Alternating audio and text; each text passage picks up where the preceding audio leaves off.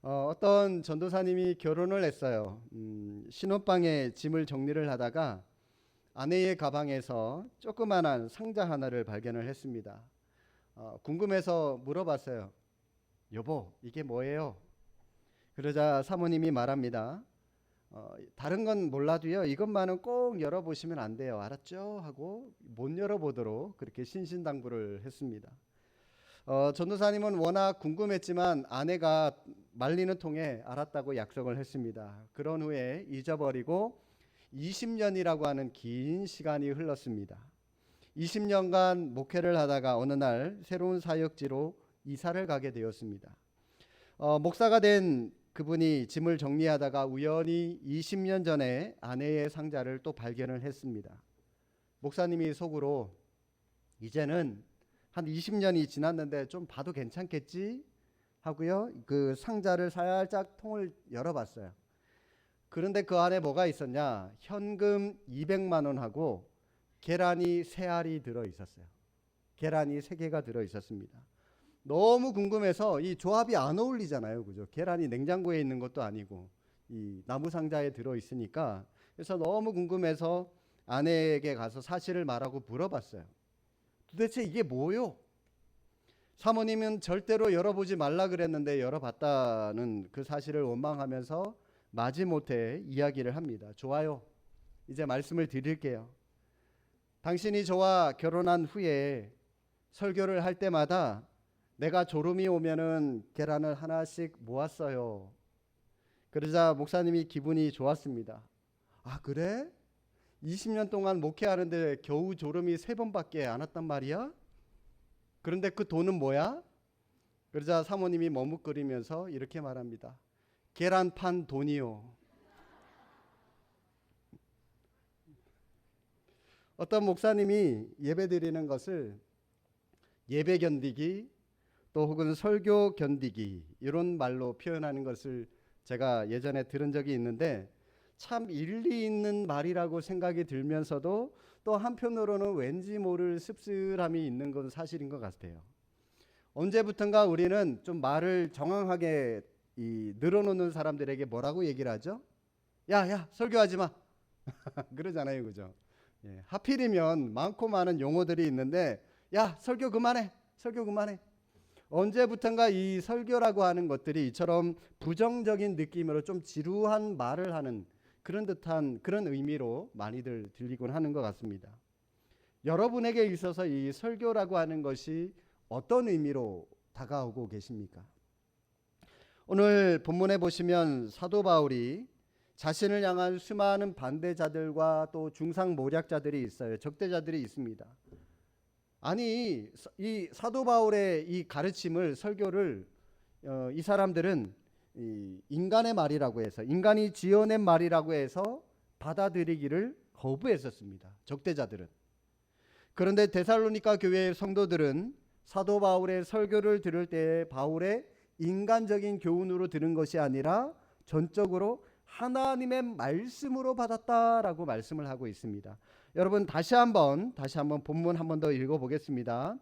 이러므로 우리가 하나님께 끊임없이 감사함은 너희가 우리에게 들은 바 하나님의 말씀을 받을 때에 사람의 말로 받지 아니하고 하나님의 말씀으로 받음이니 진실로 그러하도다. 이 말씀이 또한 너희 믿는 자 가운데서 역사하느니라. 아멘. 태초에 말씀이 계셨습니다. 그 말씀이 하나님과 함께 계셨는데 그 말씀이 곧 하나님이십니다. 말씀이 육신이 되어서 이 세상에 오신 분이 바로 우리의 구원자가 되시는 예수 그리스도십니다. 우리는 예수님을 구주로 믿고 하나님의 자녀가 되었습니다. 그래서 하나님을 예수님 때문에 아빠, 아버지라고 부르게 되었습니다. 그렇기 때문에 말씀이신 이 예수님이야말로 또 이 말씀이야말로 우리가 하나님과 통할 수 있는 통로이면서 동시에 우리의 모든 능력의 근원이 될 수 있다라고 말을 하고 있는 것이죠. 그런데 문제는 이 말씀이 우리에게 전해질 때 하나님께서 직접 하나님의 음성으로 우리에게 말씀을 해 주시는 것이 아니라 하나님이 세우신 사람을 통해서 우리에게 전해지고 있다는 것이 문제입니다. 그래서 많은 사람들이 얘기를 하죠. 문제는 과연 그 말씀을 전하는 사람을 신뢰할 수 있느냐라고 하는 거죠. 정말 그 사람이 하나님이 세우신 사람이 맞느냐라고 하는 겁니다. 어떻게 알 수 있을까요, 여러분?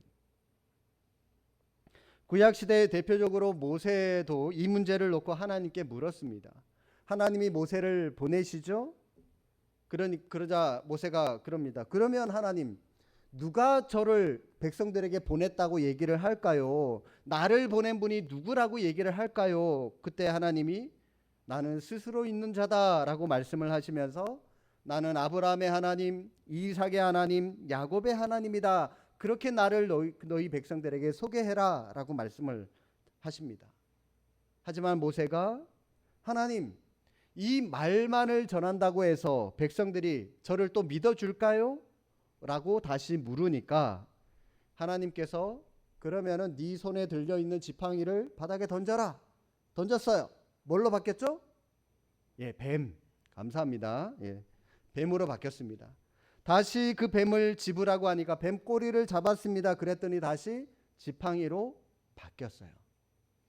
이처럼 구약 시대에는 하나님이 보내셨다라고 하는, 이 사람을 하나님이 보내셨다라고 하는 어떤 증거들이 있었습니다.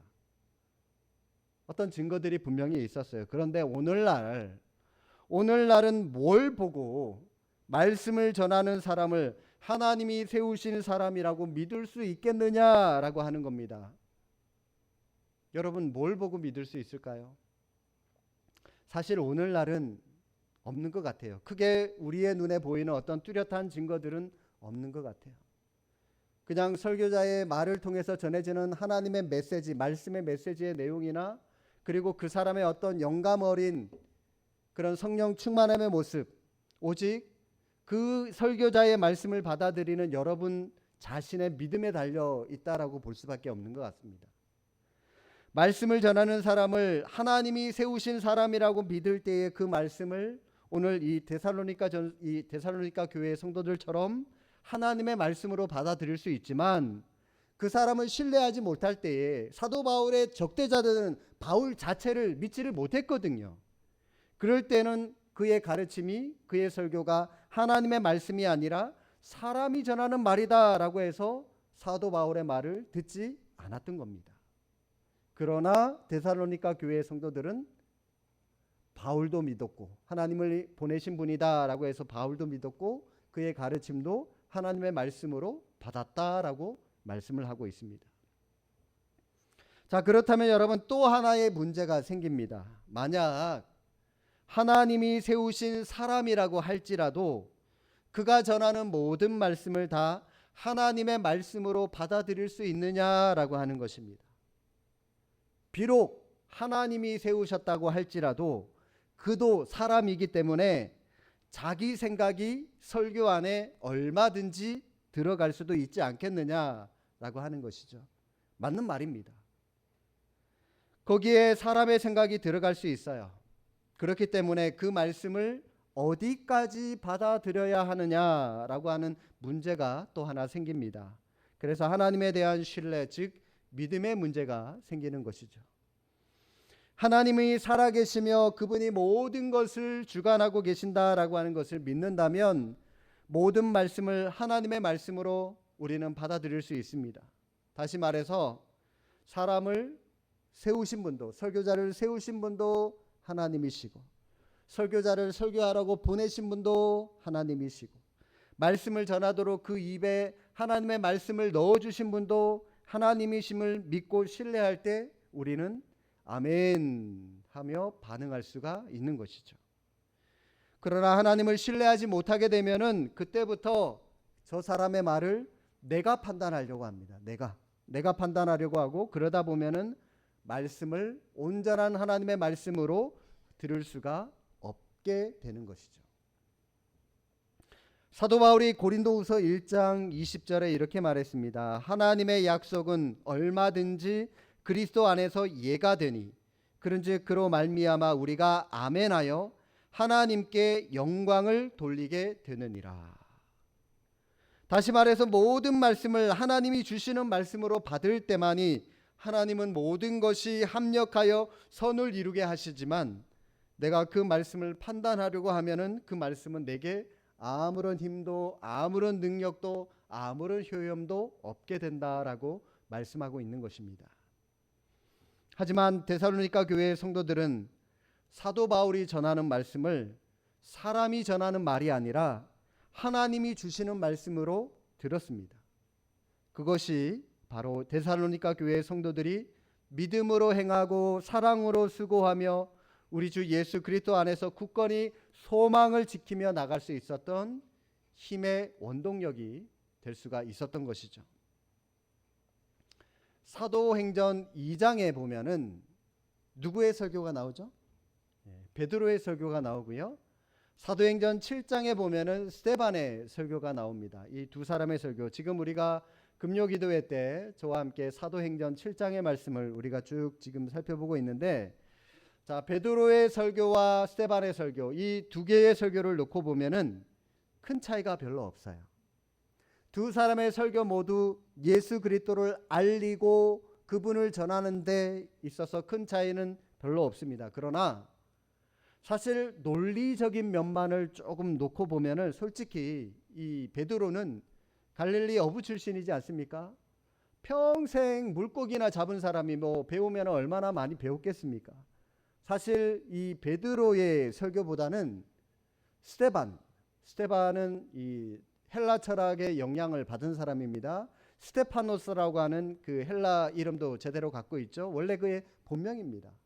근데 우리 말로 번역하다 보니까 이 스테반 그렇게 우리가 부르게 되는데, 헬라 철학의 영향을 받은 사람답게 그의 설교가 좀 더 논리적이라고 볼 수가 있습니다. 그럼에도 불구하고 무식한 베드로가 설교했을 때 3,000명이 회개를 했는데, 스데반이 설교를 했을 때 베드로보다 훨씬 더 논리적인 설교를 잘 했음에도 불구하고 스데반이 설교를 했을 때 사람들은 스데반에게 돌을 던졌어요. 그가 거기서 순교하게 되죠. 뭘 의미합니까, 여러분? 설교자의 차이가 아니라, 물론 설교자는 설교를 논리적으로 잘 하는 거 필요하고 중요합니다. 그러나 설교는 설교자에게만 달려있는 것이 아니라 설교를 듣는 사람들의 차이 때문임을 우리는 이 두 설교에서 볼 수가 있는 겁니다. 여러분들이 어떤 마음가짐을 가지고 설교를 듣느냐에 따라서 무식한 베드로의 설교를 은혜롭게 받고 회개하는 사람이 있는가 하면은, 아무리 열심히 말씀을 묵상하고 설교를 잘 준비해서 논리적으로 설교를 잘한다 할지라도, 스데반의 설교라 할지라도 여러분이 그 말씀을 하나님의 말씀으로 듣지 못한다면 얼마든지 그 설교에도 돌을 던질 수가 있다는 거죠. 예수님은 설교 중에 가끔 들을 귀 있는 자는 들을지어다 라고 하는 말씀을 자주 하셨습니다. 귀가 있다고 해서 말씀을 듣는 게 아니라는 거예요. 말씀을 들을 수 있는 귀가 따로 있다는 겁니다. 이 자리에 앉아 계신 우리 수원 제2교회 성도님들, 하나님의 말씀을 잘 들을 수 있는 귀가 활짝 열려질 수 있기를 주님의 이름으로 축복합니다. 그런 사람이 복이 있는 겁니다. 그러면 우리는 말씀을 들을 수 있는 귀가 되려면 어떻게 해야 될까요? 크게 두 가지만 제가 앞서 말씀드린 걸 토대로 해서 말씀을 좀 드리겠습니다. 먼저는 설교를 들을 때마다 여러분 믿음을 가지고 말씀에 집중하면서 들을 수 있기를 바랍니다. 말씀을 들을 때 뭐 하시라고요? 집중하시라고요. 집중하시면 됩니다. 예. 제 얼굴에 집중하지 마시고요. 예. 말씀에 집중하셔야 됩니다. 성경을 읽을 때 이 성경을 정독하는 것과 같은 이치입니다. 설교를 들을 때마다 오늘 이 설교를 통해서 하나님께서 나에게 주시는 은혜가 무엇일까? 하나님께서 내게 어떤 메시지를 주실까라고 하는 그런 기대감을 가지고 말씀에 집중하셔야 되는 겁니다. 설교 시간에 눈을 감고 있거나 묵상하고 계시는 분 간혹 계시죠? 예, 이거는 절대 금지입니다. 금지예요. 이전 교회에서 사역했을 때 어떤 순장님 한 분이 제게 이런 말씀을 하셨습니다. 그 순장님이 처음 순장으로 임명되고 나서 한 반년 정도 순장 사역을 하고 나서 순모임을 이제 반년 정도 진행을 했죠. 그리고 나서 그분이 저한테 와서 말씀하시기를 자기는 아무리 피곤해도 예배 시간에 절대로 졸지 않으려고 노력하면서 설교를 듣는다고 그럽니다. 그래서 왜 그렇게까지 하시냐라고 제가 물어봤더니 이분이 순장님이시니까 이 순모임에 나눌 말씀을 미리부터 공부하고 묵상하고 말씀을 준비하고 또 순모임 가서 또 그 말씀을 나누잖아요. 그죠? 자기가 순모임 때문에 말씀을 준비를 해 보다 보니까 이게 이 말씀을 준비하는 게 보통 일이 아니라는 걸 자기가 그제서야 깨달았다는 겁니다. 그러면서 하시는 말씀이 한 편의 설교를 준비하기 위해서 성경을 묵상하고 수많은 책들과 씨름하고 기도로 준비하신 그 설교자의 정성을 생각해서라도 설교 시간에 조는 것은 그 설교자에 대한 예의가 아니고 뿐만 아니라 그 설교자를 세우신 하나님에 대한 예의도 아니다라고 하는 생각을 하면서 자기는 졸지 않겠다 다짐을 했다는 겁니다.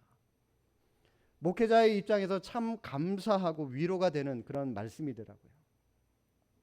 물론 여러분 우리도 사람이기 때문에 너무 피곤하면 깜빡 졸 수 있어요.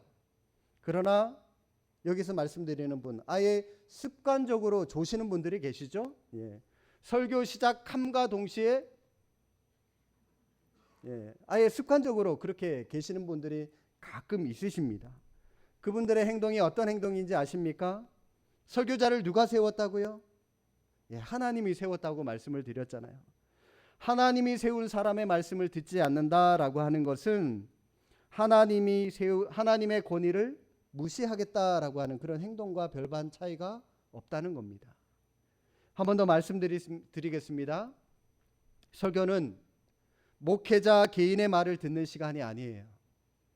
한 사람의 목회자를 공부시키고 훈련시키셔서 또 말씀을 묵상시키고 또 말씀을 또 여기저기 공부시키셔서 연구시키셔서 그 말씀을 통해서 그 사람을 통해 들려주시는 살아계신 하나님의 말씀을 듣는 시간입니다. 이 사실을 깨닫는 사람들만이 하나님의 말씀에 집중해서 들을 수가 있는 것이죠.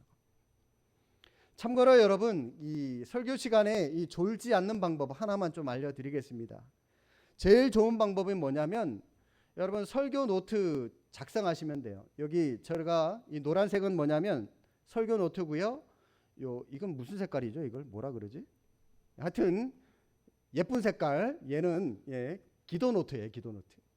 설교 노트하고 기도 노트가 있는데 우리 수원제일교회 성도님들은 이 두 권을 반드시 들고 다니면서 여러분 나름대로의 어떤 영성을 여기다가 기록을 하시면 좋을 것 같아요.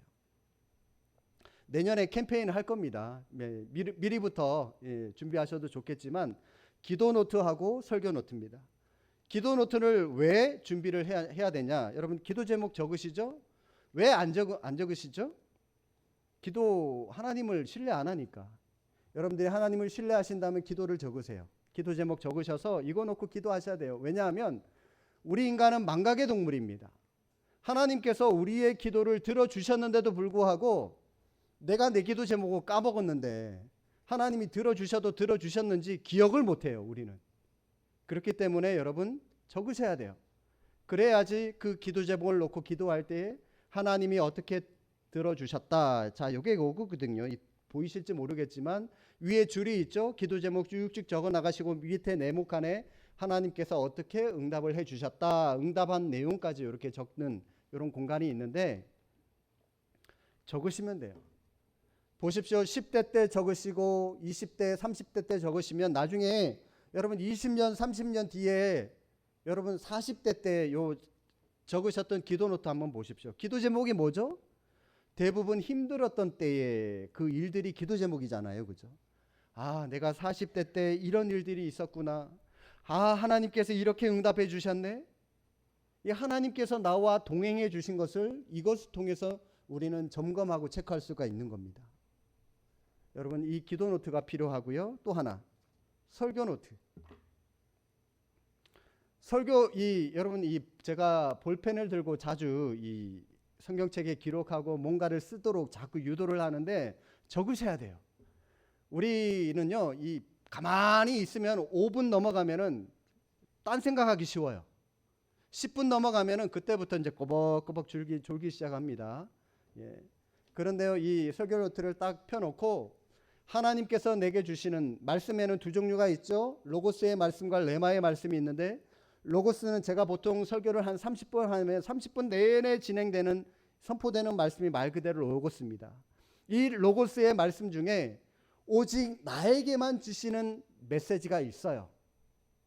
뭐 한 줄일 수도 있고, 아니면 뭐 길면 5분짜리 어떤 내용일 수도 있고, 어떤 예화일 수도 있고, 그리고 그게 바로 레마죠. 나에게만 주시는 말씀. 여러분, 이 로고스의 말씀을 다 적으라는 말 아닙니다. 레마의 말씀을 적으셔서 또 이 설교에 대한 내용을 요약하셔서 갖고 있어야 돼요. 시간 지나고 나서 그 본문을 놓고 다시 한번 그 내용을 펴서 묵상하면은, 아, 이 본문이 이런 말씀이었구나, 이때 이런 설교를 하셨구나, 기억나는 거예요. 기억나는 거. 그렇게 해서 자꾸 여러분들이 찾아가셔야 되지. 안 그러면은 이 요즘 또 더더군다나 마스크를 쓰고 계시기 때문에 깜빡하면, 날도 더워지기 때문에 깜빡하면은 졸기 쉬워요. 눈 한번 감았다 뜨면은 설교 끝납니다. 네. 그렇기 때문에 여러분 요거 참고하셔서 졸지 않게 기도 노트와 설교 노트를 여러분 삶 속에서 또 예배 시간에 활용하면 좋을 것 같아요. 제가 요것만 갖고 왔는데 기독교 서점 가면은 여러분 취향에 맞는 종류별로 여러 권의 이 책들이 나와 있어요. 노트들이 나와 있어요. 그거를 여러분들이 사셔서 만드셔서 하셔도 되고요. 참고하시기 바랍니다. 그리고 설교 두 번째는요, 긍정적인 마음으로 말씀을 들으시기 바랍니다. 긍정적인 마음. 모든 금은 돌 속에 있습니다. 그렇죠? 돌이 금 속에 들어있는 것이 아니라 금이 돌 속에 들어있습니다. 다시 말해서 금보다 돌이 더 많아요. 마찬가지로 설교에는 금도 있을 수 있지만 언제나 돌이 있을 수도 있습니다. 사람의 말로 전하다 보니까 자연히 쓸데없는 돌과 같은 말도 들어갈 수밖에 없습니다. 솔직히 말하면 어떤 설교자의 설교는 금보다 이 돌이 더 많을 때도 있는 것 같아요. 어쩌면 제 설교도 그럴지도 모르겠습니다. 그런데 어떤 사람이 복이 있다고요? 돌이 있으면 그 돌은 그냥 제껴버리고요, 버려버리고 금만 캐 가시면 돼요. 금만. 나에게 주신 레마의 말씀만 캐 가시면 되는 겁니다. 금을 캐는 사람들은 돌을 버리고 그 속에 있는 금만 캐는 거죠. 설교도 그렇게 들으시면 되는 겁니다. 우리가 부정적인 마음과 생각으로 설교를 들으면은 설교가 다 귀에 거슬릴 수밖에 없습니다. 다 내 단점을 지적하는 것 같고 날 공격하는 것 같아요. 그런데 여러분, 그렇지 않습니다. 그렇지 않습니다. 금을 캐고자 하는 마음을 가지고 설교를 들으면은 돌이 많은 설교 속에서도 하나님의 은혜를 경험할 수가 있게 되는 거죠. 하나님의 말씀을 대언하는 저를 비롯한 우리 설교자들은 두렵고 떨리는 마음으로 말씀을 묵상하고 연구하고 기도함으로 하나님의 말씀을 최선을 다해서 준비하고 대언해야 할 책임이 있지만, 말씀을 듣는 여러분들에게는 어떤 책임이 있을 수 있을까요? 선포되는 말씀을 하나님의 말씀으로 듣고 말씀 가운데 우리의 상한 심령을 만져주시고 위로해 주실 것을 기대하며 사모하는 마음으로 말씀을 들으셔야 되는 겁니다. 또 여러분, 주일 예배에 지장 있지 않도록 토요일 날 밤 늦게까지 어떤 영화를 보거나 어떤 텔레비전 드라마를 보거나 그렇게 하지 마세요. 일찍 주무세요. 네, 일찍 주무세요. 엄청나게 배가 부른 사람에게는 더 이상 먹을 게 필요 없습니다. 배부른 사람에게 지수성찬이 뭐가 필요 있습니까? 아무것도 필요 없죠. 그러나 며칠을 굶은 사람에게는 밥 한 그릇, 김치 한 조각도요, 세상과 비교할 수 없는 꿀맛을 제공을 해줄 겁니다. 우리도 말씀을 들을 때 이처럼 며칠을 굶은 사람처럼 시냇물 한 모금 그거 마시려고 온 사방을 헤매는 목마른 사슴처럼 그런 갈급한 심령을 가지고 우리가 하나님의 말씀을 듣는다면 들을 수 있는 귀가 열려져서 말씀 충만함으로 진리의 사람, 생명의 사람으로 하나님의 말씀을 들을 수가 있게 될 것입니다. 하나님의 말씀을 들음으로 다시 한번 진리 앞에 든든히 서 나가는 저와 여러분의 삶이 될 수 있기를 주님의 이름으로 축복합니다. 기도하겠습니다.